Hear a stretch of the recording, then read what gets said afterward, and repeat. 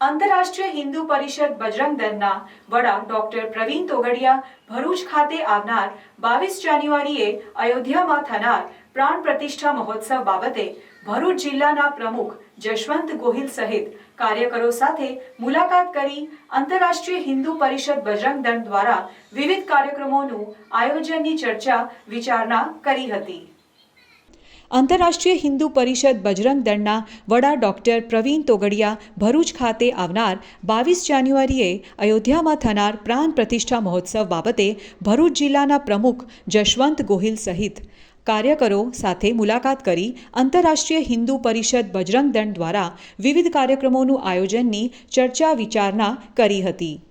આ પ્રસંગે ડોક્ટર પ્રવીણ તોગડિયાએ જણાવ્યું હતું કે આ વાતનો સદૈવ ગર્વ રહેશે કે તેમણે આંદોલન માટે 1984થી 2018 સુધી દરેક મોરચા પર જ્યારે પણ આહવાન કરવામાં આવ્યું ત્યારે લોકો ભાગીદાર બન્યા છે અને આંદોલન ચલાવવા પાછળ અમારો ઉદ્દેશ્ય હતો કે ભગવાન રામને તેમની જન્મભૂમિ પર બિરાજમાન કરવામાં આવે।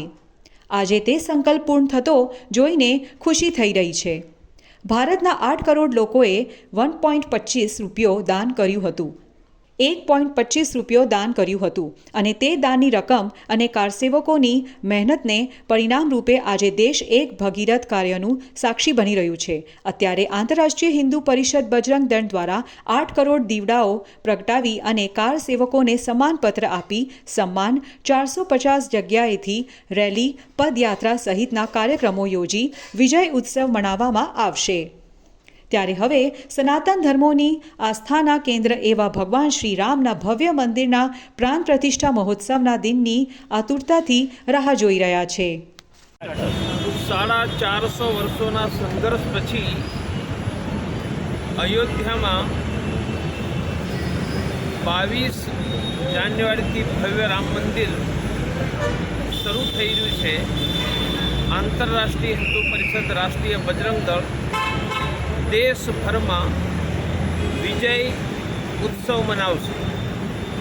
450 વર્ષોનો સંઘર્ષ થયો એટલે 450થી વધારે જિલ્લામાં 1 લાખથી વધારે ગામોમાં અને 8 કરોડ હિન્દુઓએ ₹1.25 આપ્યા હતા।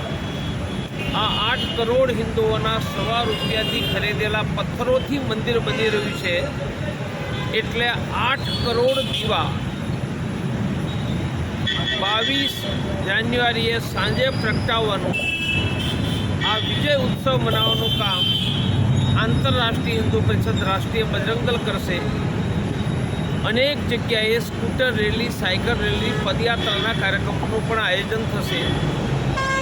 સાથે જે 8 લાખ કારસેવકો લાઠી ગોળી ખાવા માટે 89, 90, 92 અને 2018માં મારા એલાનથી અયોધ્યા આવ્યા હતા, આવા બધા જ કારસેવકોને અમારા તરફથી લેખિત ધન્યવાદ અને સન્માનપત્ર આપવાનો કાર્યક્રમ પણ આ દરમિયાન ચાલી રહ્યો છે।